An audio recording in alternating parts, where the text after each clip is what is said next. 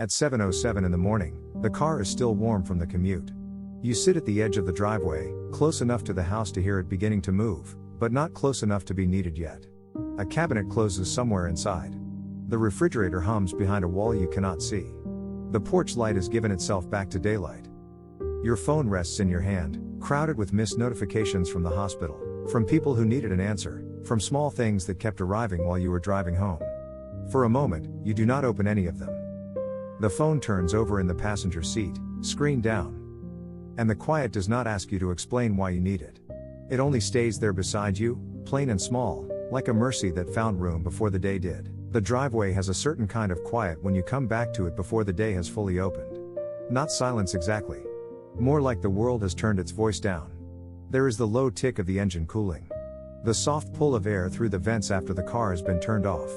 Somewhere down the street, a garage door rises, then stops. A neighbor's trash bin rolls once against the curb and then stays there, as if even plastic can be tired at this hour. You do not move right away. The badge from the hospital is still clipped somewhere near your coat, turned the wrong way, carrying the smell of elevators, printer paper, hand sanitizer, cafeteria coffee, and the kind of fluorescent light that stays in the body after you leave it. You have not been holding a chart or standing beside a bed. Most people do not picture your work when they think of care. They picture hands, voices, machines, maybe someone moving quickly through a hallway. But someone also answers the calls. Someone also makes the schedule work when there are not enough hours inside it. Someone hears the frustration before it reaches the room where everyone is already doing their best. Someone sits with numbers, staffing, signatures, delays, complaints, names, doors, policies, and families who are scared enough to sound sharp. That someone drove home this morning with the radio low. Maybe you kept both hands on the wheel a little tighter than usual. Maybe you noticed the same exit sign, the same gas station, the same breakfast place already lit up beside the road. Maybe the sky was pale in that unfinished way, not quite morning and not night anymore, like it had not decided what to ask from anyone yet. And then the driveway came. The house was right there. A place that knows you without needing your title. Still, your hand stayed on the phone for a few seconds longer. The screen had already gathered its little bright claims. Missed calls. Messages. Calendar reminders. Someone asking whether you had seen the updated thread. Someone sending one more thing that could not quite wait, even though everything waits somehow when a person is finally parked. It is strange how small a phone is. It can fit in one hand, and still feel like the edge of a whole building. A whole day. A whole group of people needing something carried from one place to another. You looked at it without opening it. That was all. No decision. No announcement. No strong boundary with a clean name. Just the phone in your hand, the driveway under the tires, the house settling around you, and a moment that did not require a reason before it could exist. Inside, the rooms were beginning their own quiet work. Maybe a pipe knocked once behind the wall. Maybe the refrigerator gave off its steady hum. Maybe somewhere near the kitchen, the counter held last night's glass, a folded dish towel, a bill with its corner lifted, a set of keys that would be needed later. Ordinary things. Nothing arranged for comfort. Nothing trying to become meaningful. That is often how home receives a person. Not with a speech. With a counter that is not cleared yet. With shoes near the door. With blinds half open. With the faint smell of coffee from yesterday, or the thought of coffee that has not been made. With a room that lets you enter before you know what kind of face you are wearing. You sat there long enough for your shoulders to notice the seat. Only a little. The phone turned over in the passenger seat. Screen down. Its silence was not permanent, and maybe that helped. It did not pretend the rest of the day would stay away. It only gave the next few breaths a softer edge. A car can become a small room at the edge of a life. Not a hiding place. Not an escape. Just a pause between the person everyone reaches for and the person who still needs to come home to their own hands. The dashboard light fades. The windshield holds a thin reflection of your face. Beyond it, the house waits without asking the full story. There are mornings when being understood would take too many words. And maybe this one did not need words first. Maybe it was enough that the phone was face down, that no one was speaking for a minute, that the driveway held the car the way a quiet counter holds a glass of water. Nothing solved. Nothing made beautiful on purpose. Only this. A small mercy inside an ordinary room, arriving before explanation could reach for it. The first part of coming home can happen before the door opens. It can happen while the seat belt is still across your chest, while one hand rests near the buckle and the other does nothing at all. The car has stopped, but some part of the day keeps moving inside you. It keeps walking down halls. It keeps answering questions. It keeps hearing the small chime of another message arriving. You know that sound too well. Even when the phone is quiet, your body can still hear it. The faint buzz. The little pull of the screen. The way a missed notification does not have to be loud to feel like someone has placed a hand on your sleeve. And because you are the kind of person people call when something needs to be held together, the phone has learned your shape. It knows the hour you usually answer. It knows the people who expect your name to appear beneath their problem. It knows the short messages that start with "sorry to bother you" and still bother you anyway. Not because anyone is cruel. Mostly because life is full. Hospitals are full. Homes are full. Mornings are full before the sun has finished rising. One person's question becomes another person's delay. One delay becomes a meeting. One meeting becomes a note you carry all the way home, even after the building is gone behind you. You sit there in the driveway, and no one can see the whole of it. From the outside, it is only a parked car. A neighbor walking a dog might pass by and see nothing unusual. A friend might think you're checking one last message before going in. The house might look peaceful from the street, ordinary in the pale morning light, with the windows beginning to hold the day. But inside the car, there is that small space no one else can enter. The steering wheel still has the warmth of your hands. The floor mat has a little dust from the hospital parking garage. The cup holder holds a receipt folded once, maybe from coffee you barely tasted. Your bag sits low near your feet, carrying papers that do not look heavy until the body remembers what they mean. Then the phone. Its screen is dark now, face down in the passenger seat, but the missed notifications are still there. Hidden, not gone. Waiting without blinking. That is enough for this minute. Hidden is enough.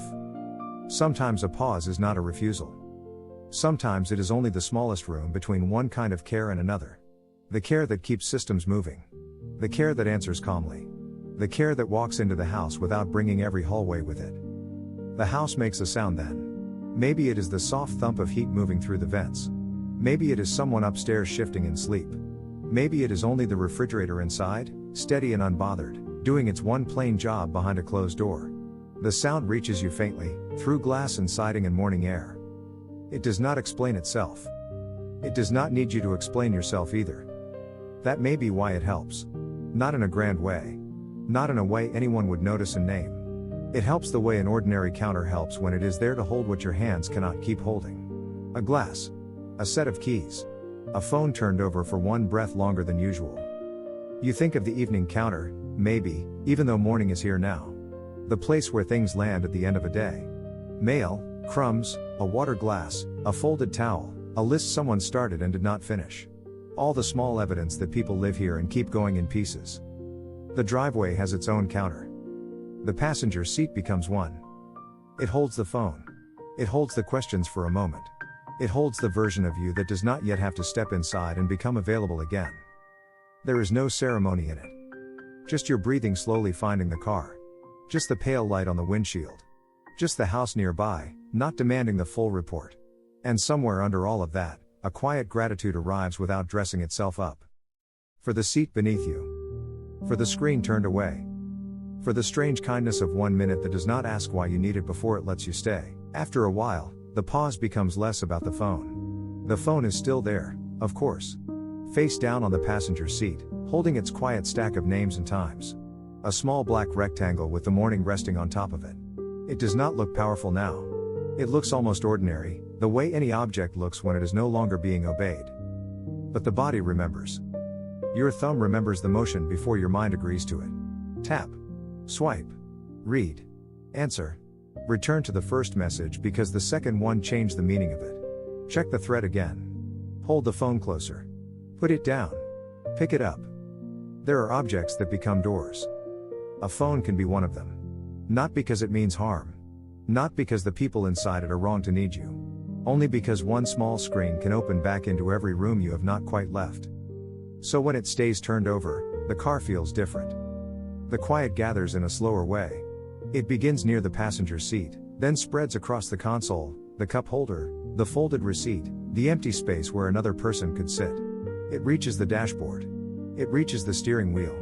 It reaches your hands, still resting where the day left them. You may not notice the first breath that belongs to you again. It might come small. It might come without relief. Maybe it is only a breath that does not prepare an answer. Maybe your shoulders lower half an inch and then stop there, unsure whether it is safe to go further. That is enough for this minute. Outside the windshield, the driveway holds steady. Nothing asks to be fixed there. The pavement has the faint marks of tires, a few old leaves pressed flat near the edge, a line of light where morning has begun to reach across the concrete. The house is close, but not yet around you. Its sounds arrive softened, as if they have been folded once before reaching the car. A faucet may run somewhere inside. A cabinet may open. Someone may walk across a room in socks, not knowing you are sitting here, not knowing that your whole day has paused at the edge of the driveway before it has even entered the kitchen. There is a kindness in not being seen too quickly. Not because you want to be absent. You have spent too many years being present for that. You know how to enter a room and read it. You know the small weather of people's voices. You know when a sentence is carrying worry underneath it. You know when a problem has already become tired before anyone speaks it out loud. That kind of attention has weight. It collects in small places. Behind the eyes. Around the jaw. In the hand that keeps reaching for the phone before remembering it is face down. In the silence after the engine stops, when there is finally no hallway, no meeting, no one standing at your door with one more thing. Only the car. Only the house. Only the soft fact of morning. Maybe the title of the day has not found you yet. Maybe you are still between yesterday and this morning, between the hospital and the room where the counter waits. The evening counter, the morning counter, the same ordinary surface where everything eventually lands. Keys. Mail. A phone. A tired hand. A glass of water that nobody remembers filling. The counter does not ask what happened. It does not ask why your face looks that way. It does not need the version with names removed, the careful version, the professional version, the version that makes sense to people who are not there. It only holds what is placed on it. The passenger seat is doing that now. Holding the phone, holding the missed notifications, holding the first few minutes of your return. It gives you a small surface outside the house, before the real counter, before the kitchen light, before the first question finds your name. And in that held space, something in you remains quiet but present. Not fixed. Not rested, exactly. Present. The morning does not become gentle all at once. The phone does not empty itself. The house will still need opening. The day will still have its rooms, its voices, its ordinary claims.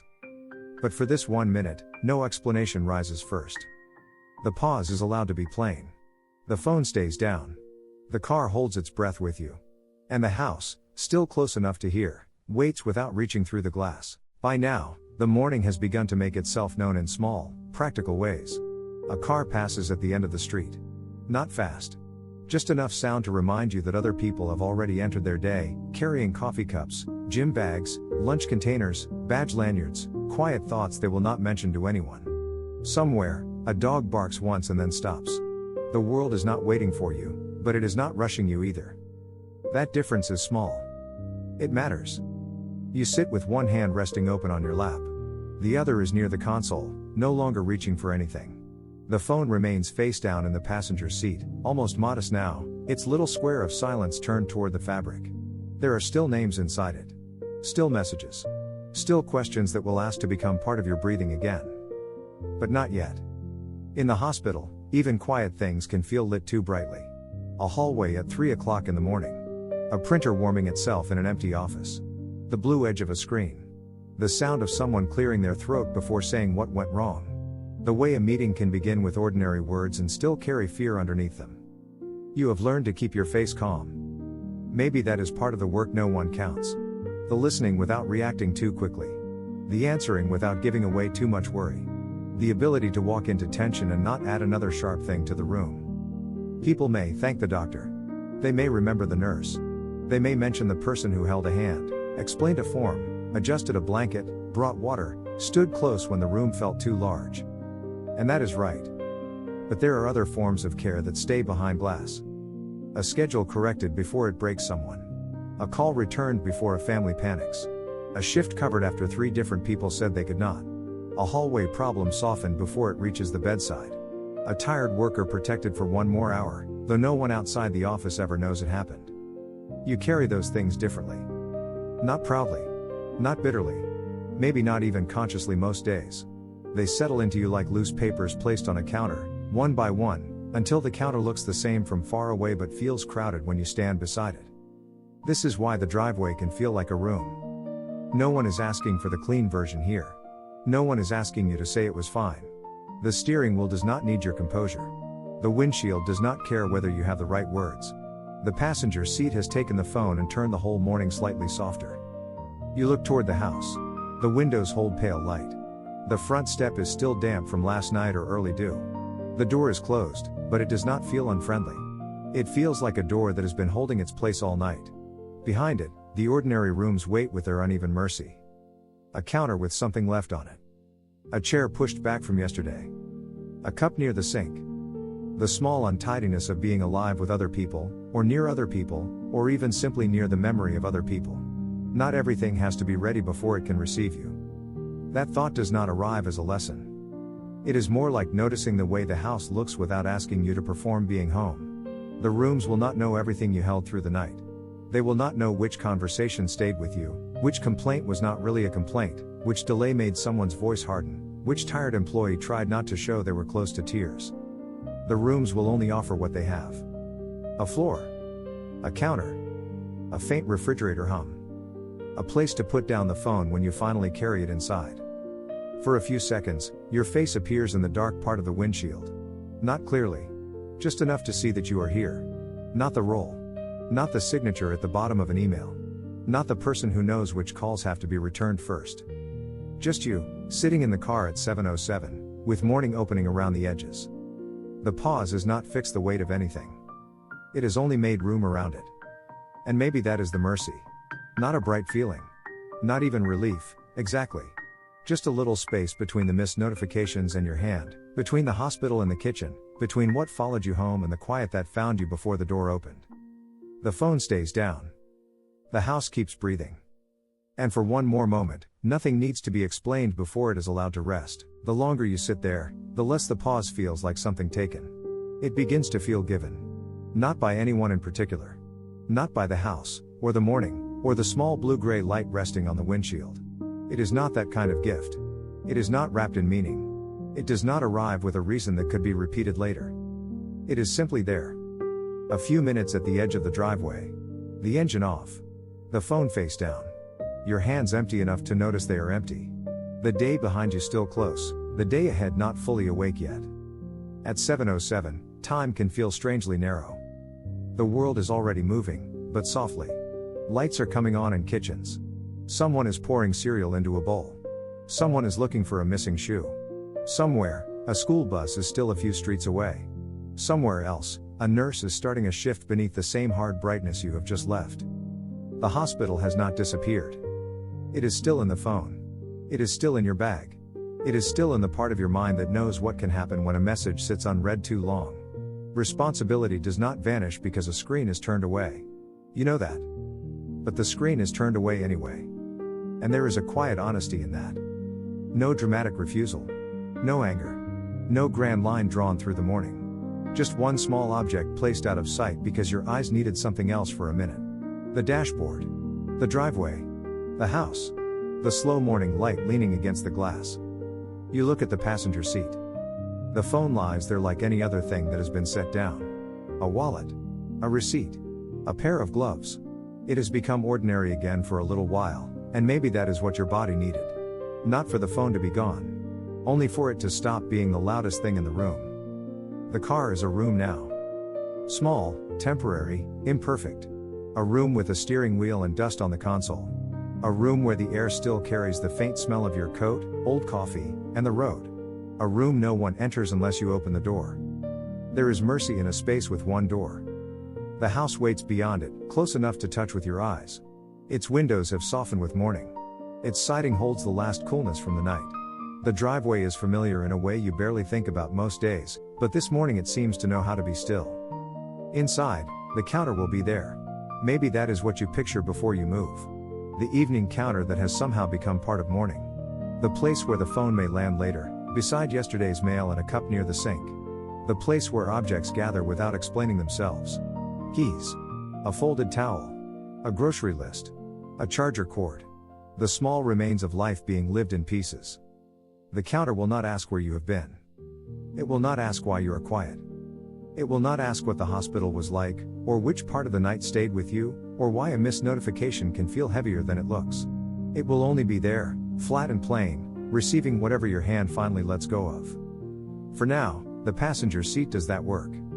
It holds the phone. It holds the unreturned messages.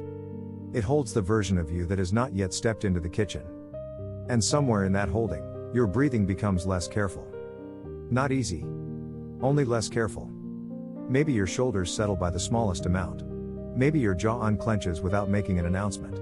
Maybe you hear the house again, not as a list of needs, but as a place with ordinary sounds. A vent. A pipe. A floorboard. Something soft moving behind a wall. The room becomes less sharp before you enter it. That is the quiet mercy. Not that everything becomes gentle. Not that the missed calls stop mattering. Not that you are suddenly free from the people who will need you again. Only that, before anything else reaches for you, one moment lets you sit without a title. Close friend. Hired person. Someone who came home with more than a bag. Someone who set the phone down. The morning keeps opening, but it does not break the pause. It only gathers around it. The windshield lightens. The neighborhood begins to stir. Your hand moves toward the door, then rests there. For one more breath, nothing explains itself. The phone stays face down. And the quiet beside you is enough to enter first. The door will open soon. The phone will be picked up again. The missed notifications will return to their small bright names, and the day will find its way back into your hands. There will be rooms to enter, coffee to make or leave unfinished, a counter waiting with ordinary things on it. But not all of you has to arrive at once. Some part of you can stay with this minute a little longer. The engine cooling. The pale morning on the windshield. The phone face down in the passenger seat, quiet enough to become only an object again. Inside the house, the ordinary room waits without needing the full story. And maybe that is enough to carry in. Not an answer. Not a reason. Only the small mercy of having been allowed, before anything else, to sit there without explaining.